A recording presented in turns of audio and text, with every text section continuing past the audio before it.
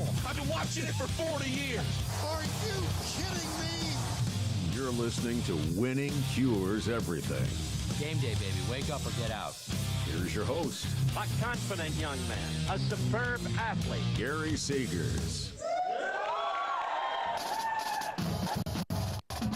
Welcome in, Winning Cures Everything. It is the Sunday, November 13th edition of the show.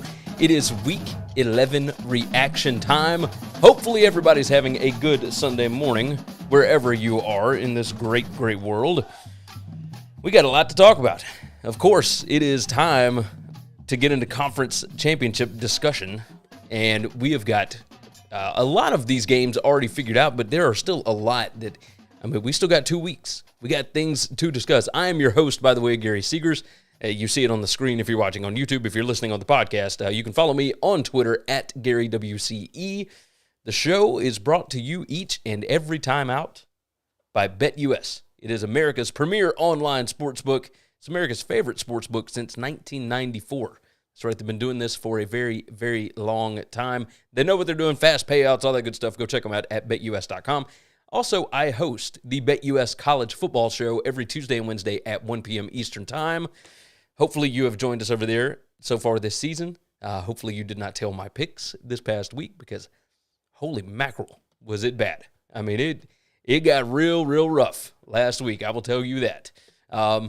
Let's look at, before we begin the game discussions, let's go ahead and let's look at what we've got for the conference championship matchups thus far. And I'm going to go on and put it up on the screen so that you can actually see it. Let's dive into it there. Okay, here's what we're looking at. The SEC, Georgia, and LSU have wrapped up. We're going to talk about that in just a little bit. The Big 12, TCU wrapped up their spot last night with a win over Texas. And I guess Kansas State is going to be who they play, but we still got 2 weeks left. Anything could happen at that point. The ACC, North Carolina, and Clemson have wrapped up their divisions respectively. The Big 10, it comes down to Ohio State against Michigan for the East. And the other side is just a complete mess. We're going to talk about what happened with Purdue and Illinois in just a bit. The Pac-12, after last night, a complete and utter debacle. Just ridiculous. The AAC, Tulane took their first loss in the conference. It's just kind of, UCF owns the tiebreaker over Cincinnati and Tulane at this point. No clue what we're going to get there. The Mountain West, again, no clue. The Sun Belt, Coastal Carolina, looks like they have pretty much wrapped up their spot. There's still 2 games left, but they own tiebreakers in that division, so I would imagine that they are set. And then it's either Troy or South Alabama. The MAC is Toledo against, I think it's probably going to be Ohio, but again, we still got multiple games.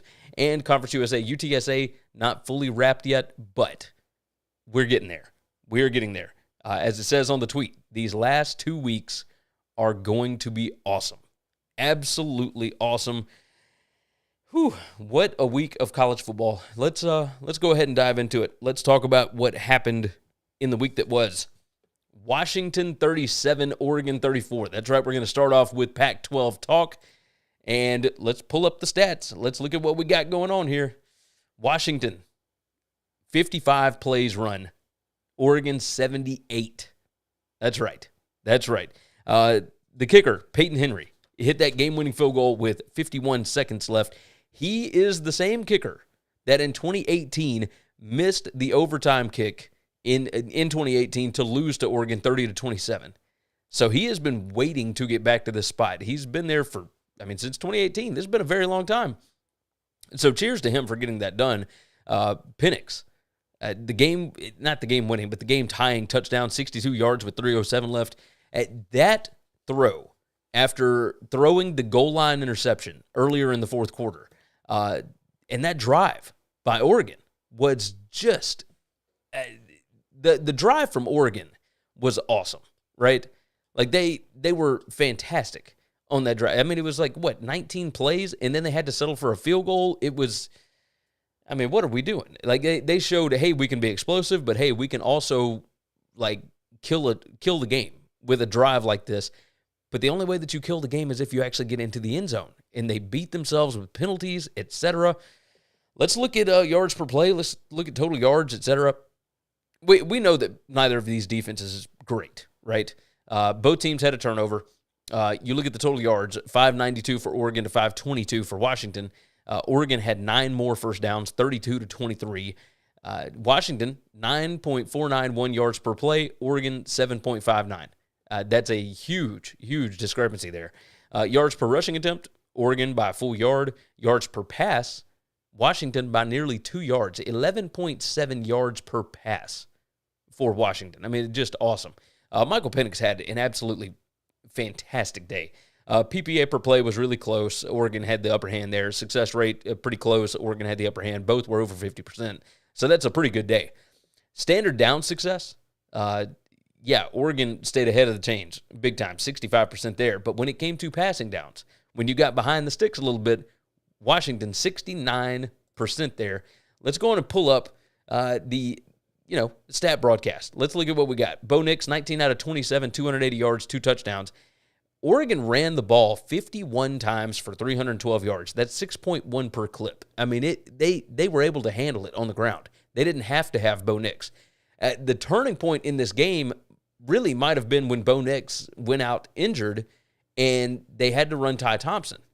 They went for it on fourth down, thought they'd be able to run and get it.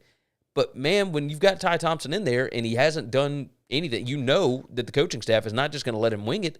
So the Washington defense was able to load up the box. And in doing that, they were able to get the stop. But it wasn't necessarily that. This is the issue with going for it on fourth down and whatnot is you never know what's going to happen. That kid went and tried to plant, and his foot slipped out from under him. So there was a Washington defender right there, but he was going to fall down in the backfield anyway. So you don't get the fourth down. Washington doesn't have to go far to get that game-winning kick. It was weird. It was weird to see Oregon because they had been so dominant, and Washington had certainly been beatable, right? That defense is just not great. But I got to tell you, cheers to Kalen DeBoer. That guy wins everywhere he goes. It was awesome to see this. Just a really, really strong effort. Michael Penix, by the way, 26 out of 35, 408 yards, 2 touchdowns. He did have the 1 interception down there at the goal line. McMillan, 8 receptions, 122 yards. You had Rome Odunes, 6 receptions, 56 yards. I mean, this bunch was awesome. This was such a fun game, and it's such a good rivalry in the Pac-12. This is the kind of game that you need going forward in the Pac-12, and it was nice to see it, actually live up to the hype a little bit. So this was a lot of fun. You see the win probability there. Both of these teams, green is good, purple is bad. You can see it on the screen there. EPA per play, both of them really good. Success rate, both really good. Yards per play, both really good. Washington, not a great explosive play rate, but it didn't necessarily matter. They were able to move the ball on this Oregon defense. Neither team could stuff the run, and neither team created a lot of havoc. So that is the way that it goes. But you look at the expected points, et cetera. Oregon, I mean, just their EPA total was like 23.31. Washington's ended up 22.94. Just fun. So great job by both of these teams for putting on an incredibly entertaining ball game. I loved it. I loved everything about this. So cheers to Washington for getting that win and for mucking up the Pac-12 race a little bit because we're going to have to come down to the last couple of weeks. We're going to have to get it figured out. All right, we're moving along. Let's move to TCU and Texas. TCU gets the win 17-10 in Austin.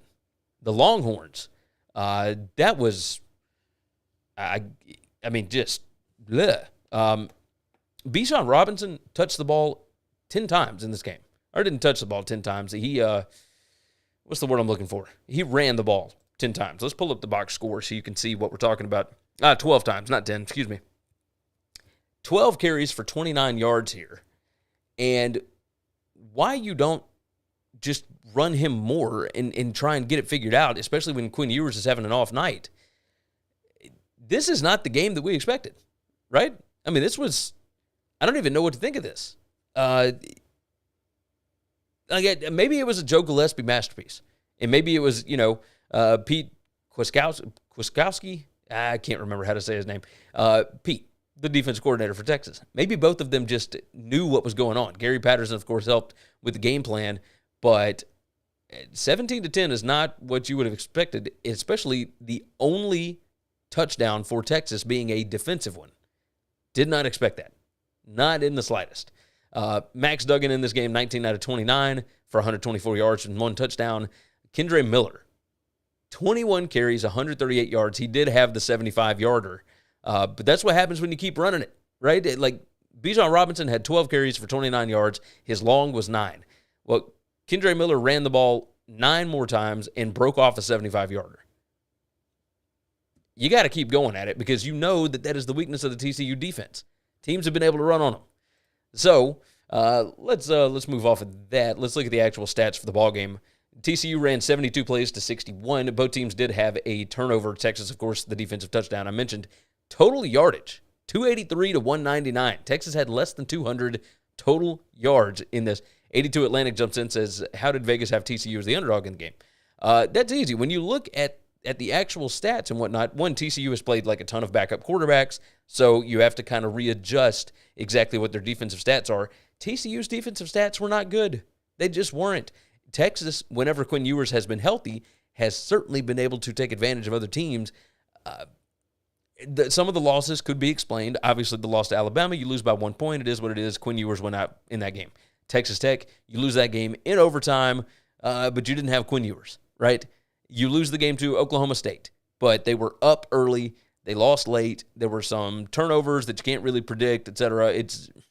There were ways to certainly see why Texas should have won this game, should have been favored in this game, right? But you look at this.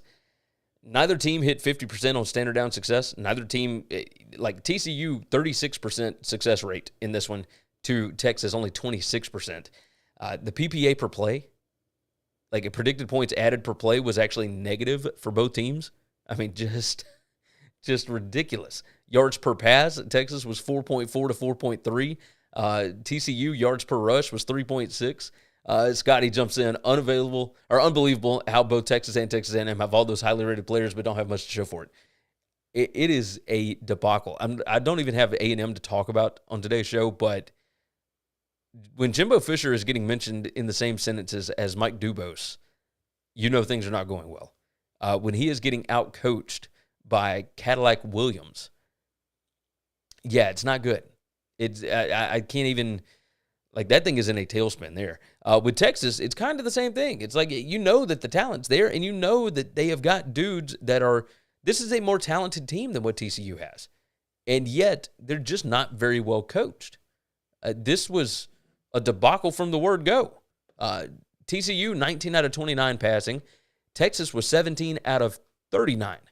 They couldn't get out of their own way. I wrote down that this might have been a Joe Gillespie masterpiece. That's the TCU defensive coordinator. Still, in my opinion, the best hire of the offseason. Not even close. Sonny Dykes going and getting Tulsa's defensive coordinator, he was what made... You see what Tulsa's turned into without him. Like, that guy is a schemer. He knows, and no, the defensive stats have not been great for TCU, but I'm telling you, that bunch, like, they needed Joe Gillespie at Tulsa, and they certainly are doing wonderful things with him at TCU. His adjustments at halftime every single week are just awesome. I mean, this is a lot of fun. A lot of fun. So, yeah, red zone success rate, neither was very good. TCU, 50% defensive run stuff rate. That's awesome. But at the same time, like, if you're Texas, you got to keep running the ball. This was crazy. But TCU gets it done. They do what they got to do, especially on the road. This team is a lot of fun to watch. A lot of fun to watch. They're able to break out some fun plays. I was happy. I was happy with the result. So, cheers to TCU getting that done. This team is a lot to reckon with. Like Texas, 5 tackles for loss, 5 sacks. TCU only had 2 TFLs and 2 sacks. This is what a crazy, crazy game. TCU now sitting there at 10-0. Got 2 games left before the Big 12 title game. Just awesome. Just awesome to think about. Moving along to the next one here. And I've got a lot of games I want to hit this morning, so that's why we're moving along quickly.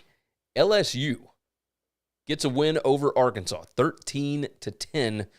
And let me go ahead and pull up the stats for you so you can see exactly what we're talking about here. LSU only ran 65 plays. Arkansas ran 68. Both teams had 2 turnovers. LSU won a ball game where they had less than 300 total yards of offense. Had 278 to be exact. You look at Arkansas, 7 tackles for loss, 7 sacks. Same for LSU, 5 tackles for loss, 5 sacks. The passing down success rate for LSU was 10%. When they got behind the sticks, they did nothing with it. Their standard down success was less than 50%, but it was still higher than what Arkansas was able to do without KJ Jefferson. Harold Perkins is the dude. Let me talk about Harold Perkins right quick. Apparently, Brian Kelly said that this was his flu game. He had flu symptoms. He threw up before the game, all that kind of mess, right?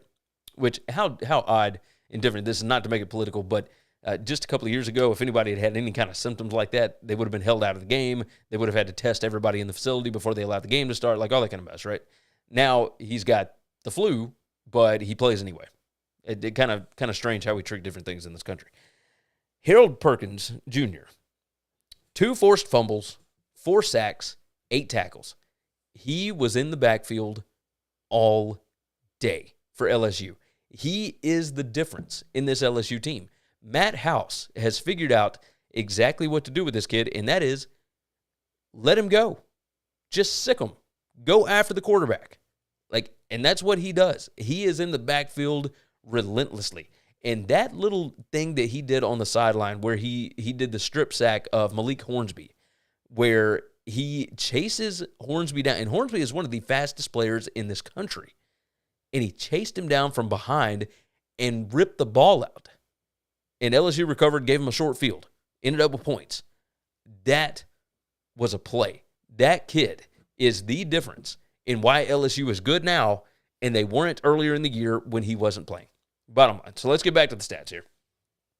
Arkansas, 243 yards, and that was with Cade Fortner and Malik Hornsby both at quarterback. They just could not get very much going. Yards per rush, Arkansas only 3.574.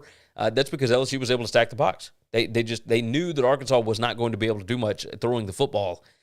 Rushing attempts in this game, 51 for LSU and 46 for Arkansas. So LSU threw the ball 65, they ran 65 plays. They threw the ball 15 times. So those numbers don't add up. I got to figure out what my code is pulling. But regardless, 51 rushing attempts out of 65 plays. I mean, what are we talking about?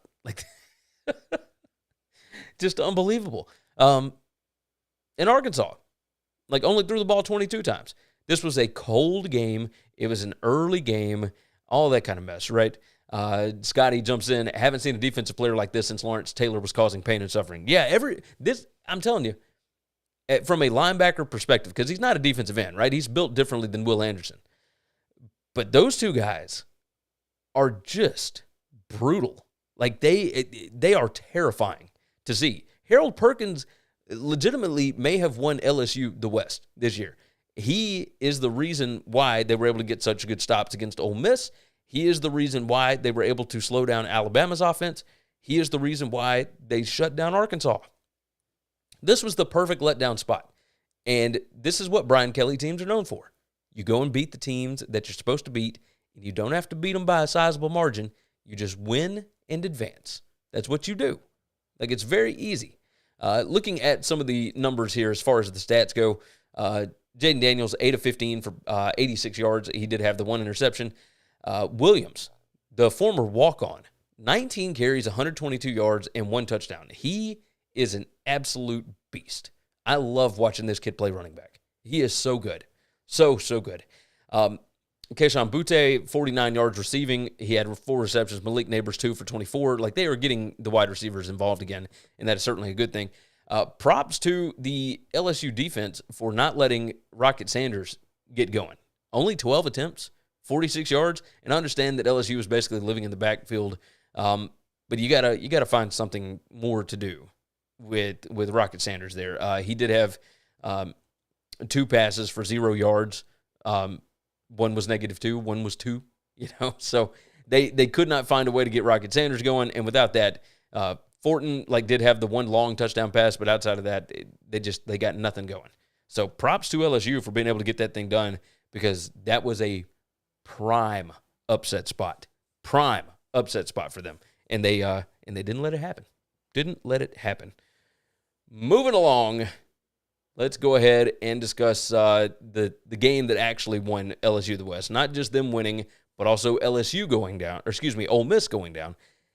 Alabama 30, Ole Miss 24. Ole Miss ran 12 more plays. Here, we're going to pull it up on the screen so you guys can see what we're talking about. Ole Miss ran 79 plays to only 67 for Alabama.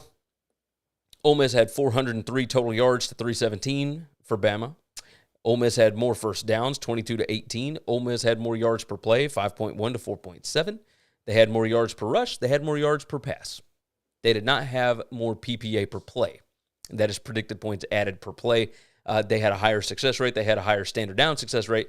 But in the money spots, it came down to Bryce Young, and he was able to make some plays on third downs when they were behind the chains. Both of these teams were 0 for 1 on fourth down, by the way. Alabama, 7.5 tackles for loss. Byron Young just lived in the backfield for Alabama. It's amazing what this Crimson Tide team can do whenever they actually play multiple defensive linemen in the game. Byron Young has gotten to play quite a bit, but they really let him go after it this week. Let's see. Let's pull up the defense here. Young had 11 tackles, 6 of them solo, 2 sacks, 2 tackles for loss, 1 pass breakup, 2 quarterback hurries, and 1 forced fumble. Bryce Young is a dude. The matchup in this game that Ole Miss tried to take advantage of was Terrion Arnold. Eli Ricks went out. He's injured. So Terrion Arnold, who was a safety in high school, he was the guy that Ole Miss picked on, and they were able to have quite a bit of success on him. So yeah, there were spots where Ole Miss was taking advantage of Alabama in this game. Jackson Dart finished 18 out of 31, which I was a little bit surprised that they threw the ball 31 times. They did run at 49. They were only getting 3.9 yards per carry. Quinshon Judkins, by the way, the freshman, 25 carries, 135 yards, 2 touchdowns. He averaged 5.4. There were very few linebackers on Alabama's team that could actually tackle Quinshon Judkins, man up. That dude is an absolute beast. He is awesome. Looking at this, this was a game that I was really shocked to see. I wrote down Bama was outgained by nearly 100 yards. It was another final possession game, and if you had told me that Alabama's defense was going to be able to get a stop to win the game, I don't know that I would have believed you, because this was surprising, right? Just a great win by Alabama.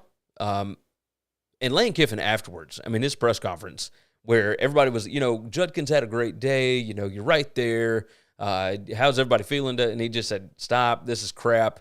We didn't win the ball game. It's not good enough to get close. It may have been good in the past here, but, we're here to win every game. We're here to beat Alabama, and we didn't do it. He looked like a guy that had, he knew that he had Alabama on the ropes, and he let him escape. That's what it looked like. So it was rough to see Kiffin do that. I tweeted out on Friday, I think Kiffin's going to be the next coach at Alabama. And this did nothing to dissuade me from that. His teams are tough. They are not the most talented, but this was a fantastic ball game. I didn't know what to expect out of Alabama in this one. Not at all, because they haven't been in this position since 2010. Coming off of a game that they lost where they no longer have a shot at the national championship, and they know it, and yet they still played up to a standard. I don't believe this Alabama team is well coached, but they rose up today. Oh, another interesting part about this, Jahmyr Gibbs went out early, kind of had a little bit of I don't know if it was a stinger or what it may have been. Looking at the stats here, Jahmyr Gibbs ran the ball 6 times for 3 yards and did not touch the field again, I think, after early second quarter. And yet the report from the sideline was he's available to go back in the ballgame, but he never went back in. So who knows what's going on there, but Jace McClellan got the majority of the carries, 19 carries for 84 yards. His long was only 12. So those 4.4, like he was really doing it. Like he really worked hard. 3 yards per carry. There's something up with this offensive line. There's something up with the defensive line. When you actually play multiple defensive linemen, is okay, I guess. But there's still a lot of things that need to be fixed with this Alabama team, and yet they were able to get the win, even on the road. Which, by the way, not so many penalties in this game. I was hoping maybe I could find the actual penalties, and I didn't. They don't have it on here, but it was not many. It was not many for Alabama at all. Yeah, I don't see it. I'll find it later. Oh, there we go. All right. Alabama, 5 penalties in the ballgame.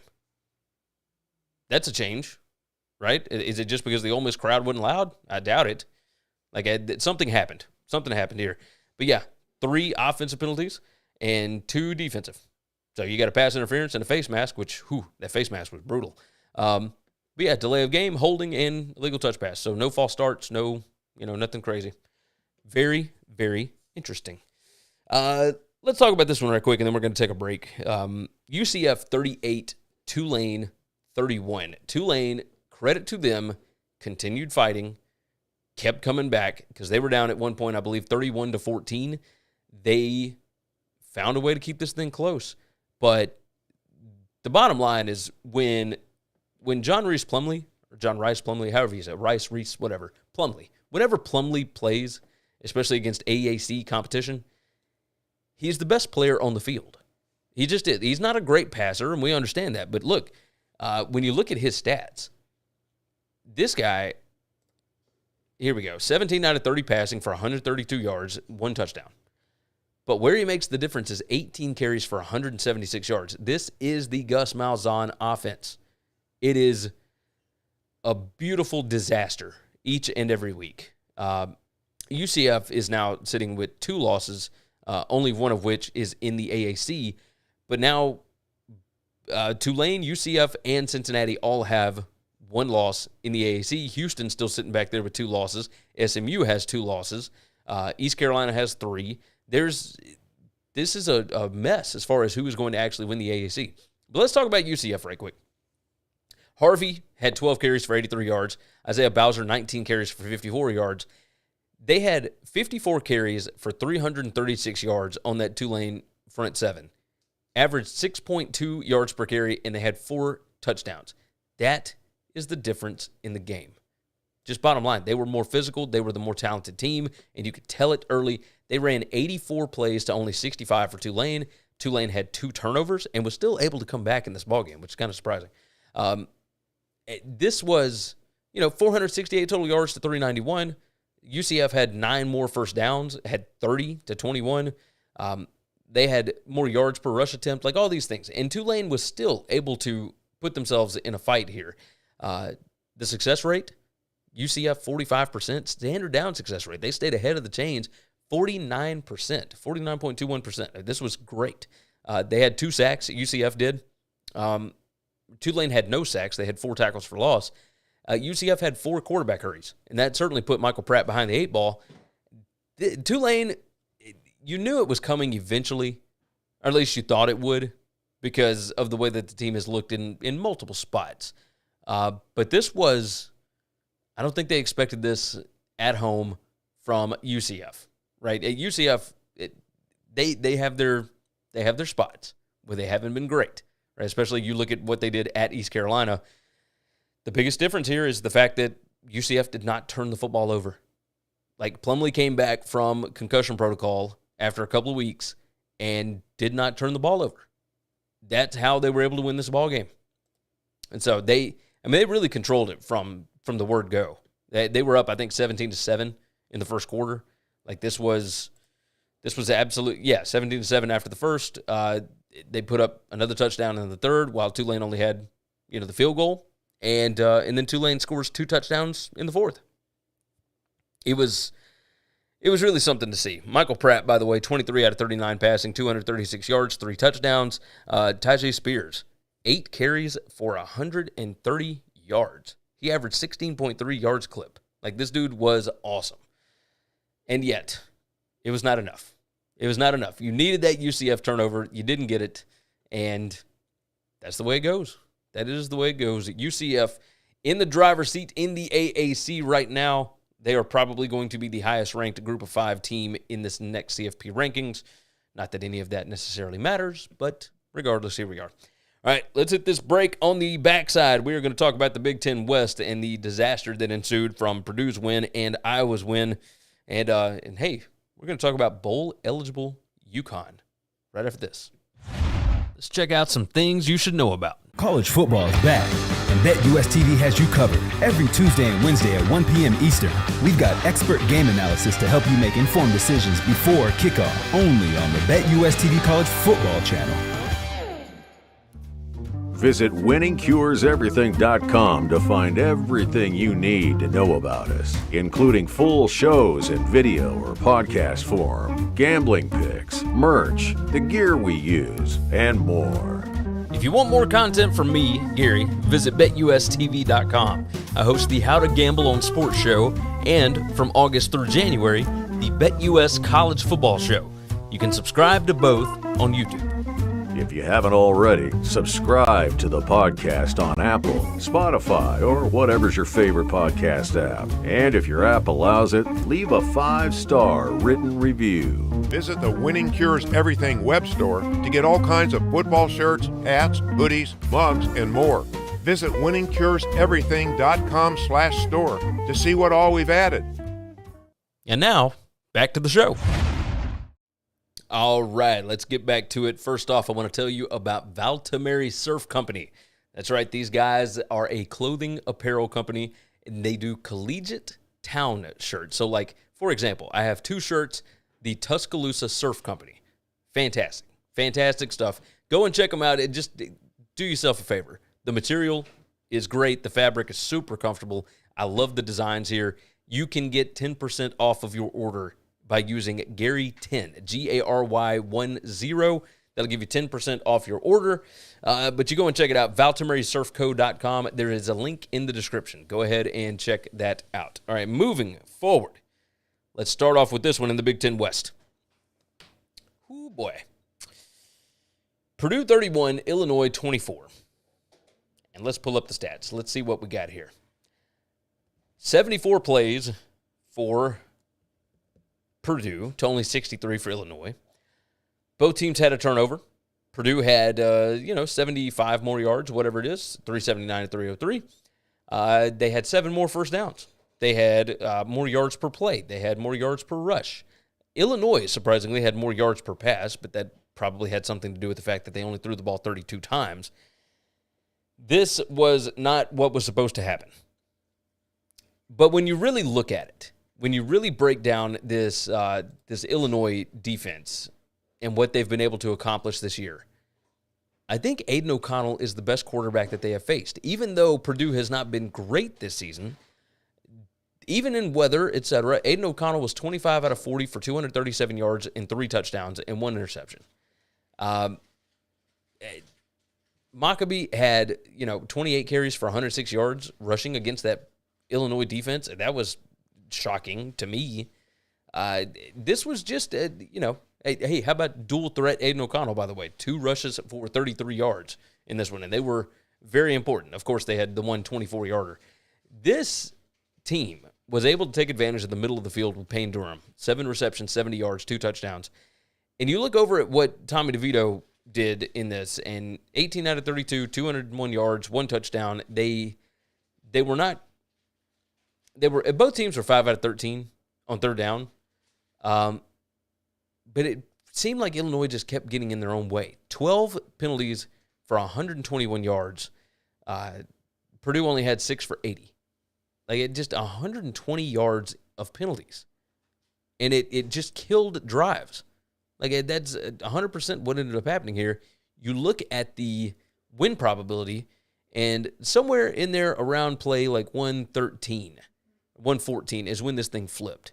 And Illinois, not able to get it done. Purdue mucks this whole thing up, right? Because now you've got a 4-way tie at the top of the standings.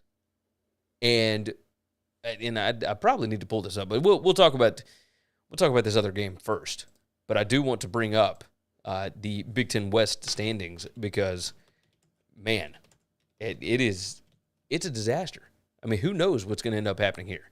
All right, let's talk about this one right quick because we got to rush through some of these if we want to be able to get it all done. Iowa 24, Wisconsin 10. I thought Wisconsin would find a way to win this ball game because I did not trust Iowa's offense. I was mistaken on that. Bottom line on it. Let's scroll it down and you can see what we saw. 68 plays on offense for Iowa. They only had 1 turnover. Wisconsin had 3. I thought that the team that you would have an issue with turning the football over was going to be Iowa because I thought that Graham Mertz had kind of figured it out a little bit once Jim Leonhard took over. And I should have lost. I should have known that Graham Mertz will always have that in him, right? Total yards in this game, Wisconsin had 227. Iowa's offense won the game with only 146 total yards. Now, Iowa did have the 1 defensive touchdown. That certainly helped things out. But 45 rushing attempts for Iowa on only 68 plays. Like, they didn't do a whole lot, but I'll tell you this, 14 out of 23 for Spencer Petras ain't bad. That's not awful compared to some of the games that he's had this year. Wisconsin had a better PPA per play, but Iowa, a better success rate overall. They had by 8%, by the way, 32% to 24%. Better standard down success. They were able to stay ahead of the chains, and Wisconsin was not. Passing down success was negligible, even though Wisconsin, had a lead there, 17 to 15%. 11 tackles for loss for the Badgers defense, 6 sacks in this game. Iowa had 3 quarterback hurries, 3.5 sacks, 8.5 tackles for loss. This was a disaster as far as an offensive perspective, but when you look at what these teams were able to do, I mean, Graham Mertz with the 2 interceptions, just killers. 82 Atlantic jumps in. Do you think Jim Leonhard keeps the head coaching job? I think they want him to have the head coaching job, but it is really tough to sell right now. And you did mention Brett Bielema just lost Big Ten Coach of the Year award after the past 2 weeks. He still can play into it because they still exceeded expectations. But I think he needed to win the Big Ten West. And I don't know that he can do that because they have to play Michigan this coming up week. So, I mean, who knows? Who do you give it to in the Big Ten? Like, is it another Harbaugh year, or do you give it to Ryan Day for, maybe going undefeated if they beat Michigan? Like, I don't know. I don't know what you do. Maybe you just give it to Brian Ferentz for actually coming up with something on offense after a disastrous couple of, first weeks, 6 weeks, whatever that was. Just brutal. Just brutal. This ball game, of course, makes us here. We'll move off of that game and let's talk about this. But by the way, congrats to Iowa. I mean, just finding a way to get it done. They are now 6-4 on the season, but they are in a 4-way tie for first place in the Big Ten West. 4-3 for Illinois, 4-3 for Iowa, 4-3 for Purdue, 4-3 for Minnesota. Purdue has wins over Illinois and Minnesota. Illinois has a win over Iowa and Minnesota. Purdue has a win over Illinois. Of course, Iowa, I think Illinois holds the majority of the tiebreakers here. But if they lose next week, then what do you get, right? And I got to dive into this a little more. I didn't have time before the show. But yeah, this is, I don't know what's going to end up happening. I got no idea. But it's up in the air. You got 2 7-3 teams and you got 2 6-4 teams. What a debacle. What a debacle the Big Ten West really is. Let's move ahead. Let's talk. Hey, I gotta bring this up. We got to talk about this. Here, let me write down the time because this is awesome. Jim Mora Jr. led UConn to a 36-33 win over Liberty, who only had 1 loss on the season, and it was a 1-point loss that they did not get a 2-point conversion that would have won them the game at Wake Forest. Liberty just got done beating Arkansas, the same Arkansas that took number 7 LSU to a 3-point game. They beat Arkansas last week in Fayetteville. And this is what you had happen. LSU, God bless, Liberty ran 20 more plays. They had 150 more yards of total offense. They had 14 more first downs. They had nearly a full yard per play more. They had a full yard per rush more in this game. Both teams had 2 turnovers. Liberty had more yards per pass. 82 Atlantic. Hugh Freeze just disqualified himself from the Auburn job after losing to UConn. I don't know about that. Look, I will tell you this. All of these stats actually do line up for a Liberty win, right? And they just were not able to fully take advantage in this spot. Yeah, you look at the drive charts. They had a field goal inside the UConn 20. They had another field goal inside the UConn 20. Turnover on downs. They threw an interception in UConn territory. They fumbled the ball. It was, and in UConn, when they had their opportunities, touchdown. And, of course, we'll go back over here, and you can see they were able to take advantage. Like, UConn was really good and really, really efficient in this game. Now, Liberty was down Day Hunter, the dynamic running back, and then his backup. So both of their top 2 running backs were gone. They were down multiple linebackers. They had one that was ejected for a targeting call kind of early. They had another one that went out injured. They were already down 2 of them, so you're down your top 4 linebackers as well. It's still no excuse for what happened here, but we're not going to make it about Liberty. Liberty has had some really good moments this year. We know that they've got a fantastic coach, etc. UConn, on the other hand, what they were able to do. Turner, 15 out of 21 passing, 103 yards, 1 touchdown, 1 pick. They ran the ball 38 times for 208 yards with 3 touchdowns. 5.5 yards per carry on this. Burns ran 11 times for 104 yards. His long was 58, so he averaged out to almost 10 yards per carry. This was fun to watch. This was just fun. Liberty's 2 turnovers turned into 14 points, I believe, for UConn, and it was only 7 the other way around, if I'm not mistaken. This is fun to see. UConn was a disaster, and a lot of people thought that the Jim Mora Jr. hire was a disaster, and they've had injury after injury after injury this year, and he's found a way to build that team together and to pull them together, and they have found a way to get to at least to bowl eligibility. And as it sits right now, I think if you go look at the standings, look at the actual records, there's not enough bowl teams this year. So there's going to be a lot of 5 and 7s, which means UConn being at 6 and 6 means that they are going to get into a bowl game. And this is awesome. This team is efficient. They take advantage of every opportunity that is thrown their way, and Liberty gave them a lot of opportunities. This was a fun game. I did have this game on in the background. Now, the question, of course, comes in, like, is Jim Mora Jr. going to end up taking another job? I don't know. He seems to like it up there. Like, why would you go somewhere else when you have built this thing from the ground up now? Like, this is awesome. And so I am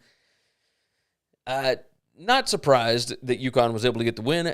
Maybe more just the way that it happened, I guess. You knew that this was a letdown spot for Liberty, and UConn being at home, they've been able to cover, etc. UConn scored 15 points in the fourth quarter here.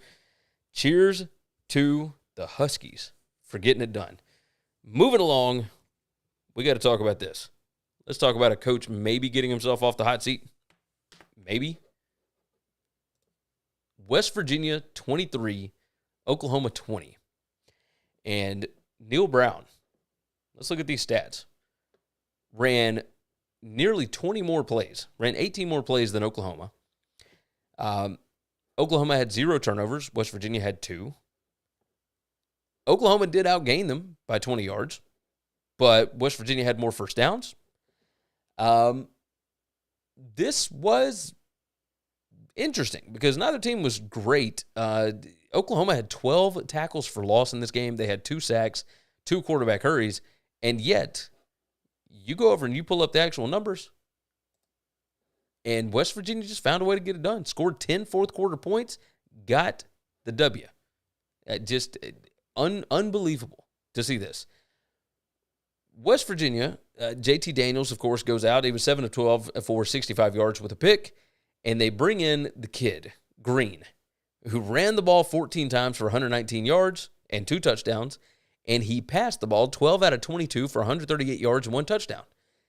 Dillon Gabriel somehow was shut down in this game. West Virginia's defense is not good, but I'm telling you, there is something to home field advantage this year. Morgantown is legit. Those fans, while it wasn't like a huge mass, it wasn't sold out, they were still loud. They were still there. They still caused a lot of havoc. Dillon Gabriel, 17 out of 28, 190 yards. Eric Gray, 25 carries for 211 yards rushing, 2 touchdowns here. They were able to control the game really on the ground. But I kept turning over to this one and watching, and it just, it felt like Oklahoma should have been dominating the game. And yet West Virginia found a way to make enough plays to win this thing. It's still a little bit mind-blowing when you look at how this thing actually went down. But Oklahoma only scoring 20 points on that West Virginia defense was shocking, to say the least. Just absolutely shocking. You had a chance, Oklahoma did, late, and they couldn't capitalize on it. And West Virginia gets the ball with 6:24 left and goes on a 15-play, 65-yard drive that takes off the full, clock amount, and they kick a field goal to win the game. I mean, this was crazy. Absolutely crazy. The Big 12 is nuts this year. Absolutely nuts. So Oklahoma is now 5-5. West Virginia, we don't even have to talk about their record, but does a win like this, even though it is a down Oklahoma, does it help maybe keep Neil Brown around one more year? Are the fans okay with this? I understand the buyout, but there was still a lot of talk about maybe he was going to be gone. I don't know. This was a weird one. This was very interesting to me. Just watching how it all went down. But yeah, 12 tackles for loss for Oklahoma's defense was surprising considering how much they actually gave up in the ballgame. Moving along, let's hit on one more, and then we got to do one more quick break, and then I'm going to just kind of rapid fire through some stuff. North Carolina 36, Wake Forest 34. Well, I said last week that I did not think that North Carolina should be an underdog, and here you go. This defense is still really bad. Don't get me wrong. Wake Forest had the turnover, and I'm telling you, there is something going on with Sam Hartman. I don't know what it is, but they got down there inside the red zone, and Sam Hartman with that fumble, I understand that it is defensive players making plays. I get this. But man, Wake Forest used to not do that. It was very strange to see this. North Carolina ran 15 more plays. They had nearly 100 more total yards. They had 30 first downs to only 23 for Wake Forest. Wake Forest had more yards per play, but you look at this, there's anybody could have won this game, and this is basically what every North Carolina game has been so far this year. Whoever has the ball last is probably going to win the game, right? I mean, that's really what it comes down to. And North Carolina was able to for all the points that were scored in this game in the fourth quarter. We had a field goal. North Carolina kicked a field goal that won the ball game. That's what we ended up having. And Sam Hartman had one interception. Yeah, I mean, just brutal. Just a brutal way to not be able to get that thing done. Just rough. Just rough when you really look at it. I hope he gets right. I don't know what's going to happen there. Drake May was the story of the game. 19 carries, 71 yards. He was 31 out of 49 passing for 448 yards, 3 touchdowns. It is, I would say it's time to stop doubting North Carolina at this point because the offense is going to find a way to put up points. 11 receptions for Josh Downs for 154 yards and 3 touchdowns. He was an absolute beast. This offense under Phil Longo is awesome. The defense has dealt with a ton of injuries now, but they were bad before the injuries. So I don't know what the answer is for that, but whoever is playing them better not stop themselves. You better take advantage of every opportunity to score because it don't matter how good your defense is. This Wake Forest defense has been pretty good. They've been okay under new defense coordinator Brad Lambert so far this year, and North Carolina ate them up. I mean, nearly 600 yards of total offense, and that was in Truist Field at Wake Forest. Like at Winston-Salem, they were going to take advantage of being at home here. And yet, here we go. So very, very interesting to see this. Wake Forest now, I had an under 8.5 ticket that after that Clemson game and the way that Wake Forest had started playing, I thought was in serious, serious trouble. Don't think so. I don't think so now. But yeah, cheers to North Carolina. They wrap up the ACC Coastal. They are rocking and rolling into the conference championship game. All right, on the backside, we are going to talk about Arizona and UCLA and what happened in the Rose Bowl last night. Good gracious. Let's check out some things you should know about.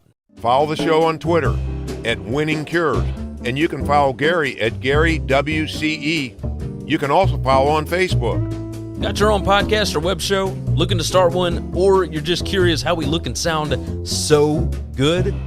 Well, we've got all the gear that we use listed on our gear page on the website. And if you order using our links, you'll be supporting the show too.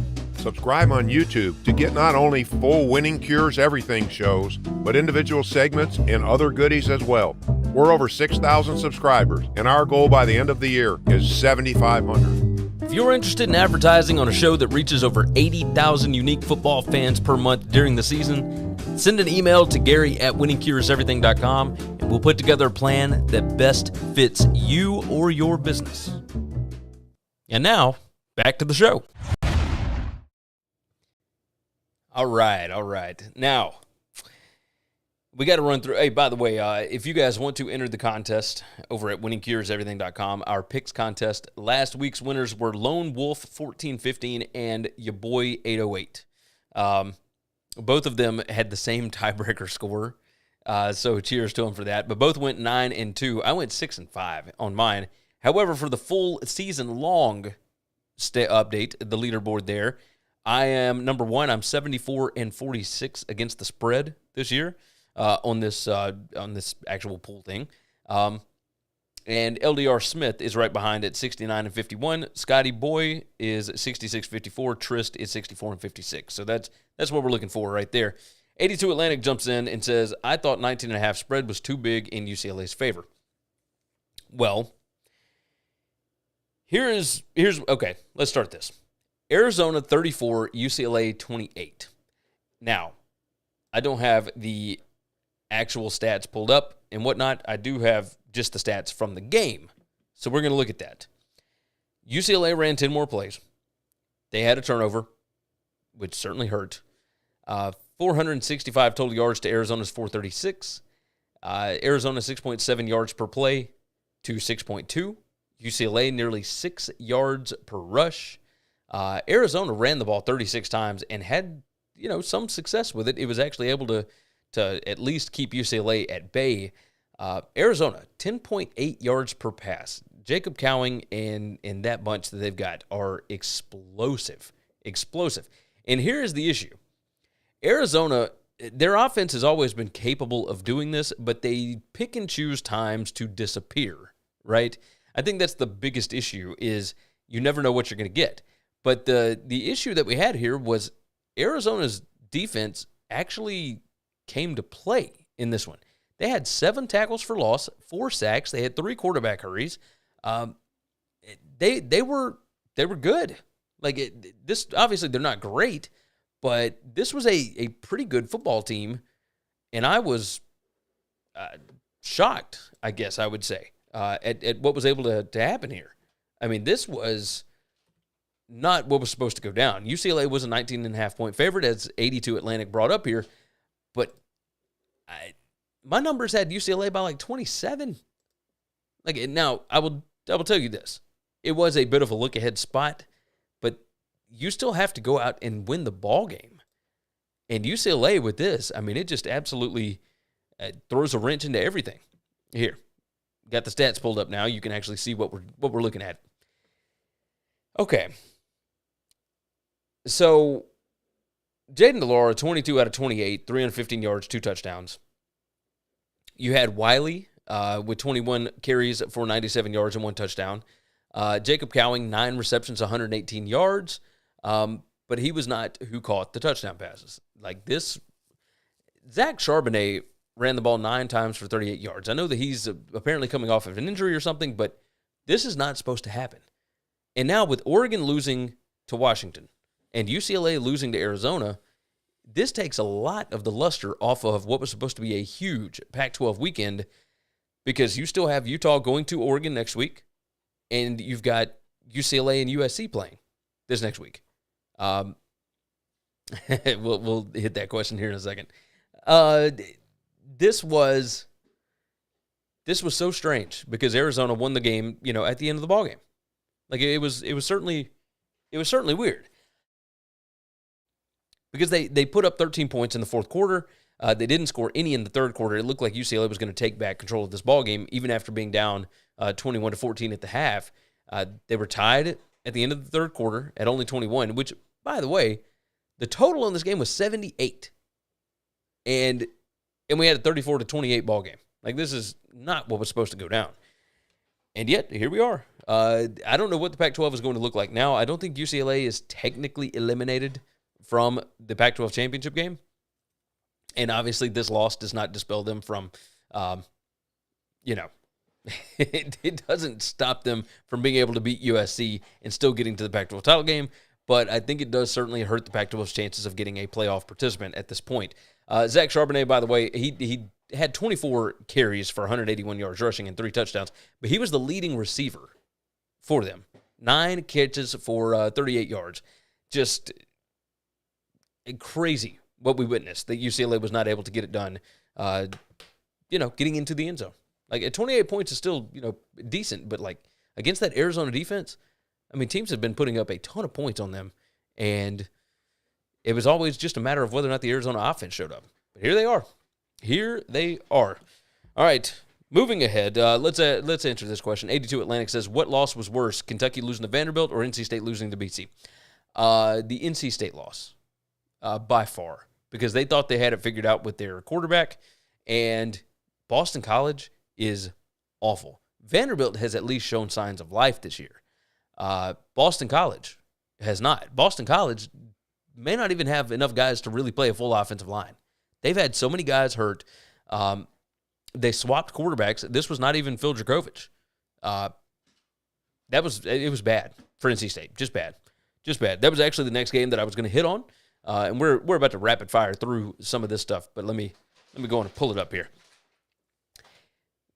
Vandy 24-21 over Kentucky. Vandy ran 65 plays to 53. Vandy lost the turnover battle 2-1. They outgained Kentucky by, 126 yards. 448 to 322. 18 first downs to only 16 for, this was, Kentucky should have lost this game. It shouldn't have been this close. Like, Vanderbilt kind of dominated it on the road in Lexington. Cheers to the Commodores for getting this thing done. Passing down success rate was heavily in favor of Vanderbilt. This was crazy. This was crazy to see. I would say that I'm shocked. I'm not super shocked. But this was great for Vanderbilt. Absolutely great for Vanderbilt. Moving along from there, Notre Dame 35 and Navy 32. Notre Dame was up big in this one, and they let Navy crawl back into it. In the second half of this game, we had a we had an issue, right? Because Notre Dame was not able to do really anything. Here, I'm going to pull it up on the screen here so that you can actually see. So one, here's the stats on this one. But two, when you look at what went down in the second half, here's the second half drives for Notre Dame. 3 plays, -6 yards. 3 plays, 4 yards, and an interception. 6 plays, -1 yards. 3 plays, 8 yards. 3 plays, 1 yard. And then 2 plays, -4. Yeah, they did all their scoring in the first half, came out in the second half, took the foot off the gas, and it almost cost them. Almost cost them. Navy was right there with them, putting up points, etc. 3 3-and-outs for Notre Dame is not as many as Navy had, which is 4, but both teams had points off turnovers, etc. Like, a little bit surprising that this went down, but it's also a huge letdown spot for Notre Dame. They were on the road. Like, yeah, it is what it is. Hey, Scotty jumps in and said maybe John Calipari was right about Kentucky being a basketball school. Maybe. Look, Kentucky still got a great coaching staff. Like, let's not get it twisted. It was just, Vanderbilt was just better on the day. Bottom line. Last game I wanted to hit on, Kansas State 31, Baylor 3. Let's pull up some stats on that thing. Oh boy. Will Howard ate them up in this game. Didn't have to run the ball either. 19 out of 27 passing, 196 yards, 3 touchdowns. Adrian Martinez was in there for just a little bit, 7 of 8 passing for 25 yards, which ain't great, but regardless. Deuce Vaughn, 25 carries, 106 yards. This was not what was supposed to happen, I think. I don't believe Baylor wanted to get into a situation where Blake Shapen had to throw the ball 38 times and they were only able to run it 23. That's not the way that Baylor is going to win football games. So, look, Baylor had 2 turnovers. They were outgained by 100 yards. Like, this thing got ugly in the second quarter, and then it just got worse. Like, they had no answer for what Deuce Vaughn was doing. 8 catches, by the way, 50 yards, another touchdown there. Giddens had 13 carries for 58 yards. Like, Kansas State could do anything that they wanted to.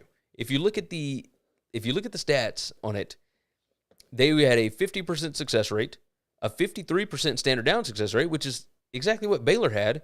But even on passing downs, with Will Howard at quarterback, 43% passing down success rate to only 17% for Baylor. Once these teams got behind the sticks a little bit, Kansas State had a ton more success than Baylor did.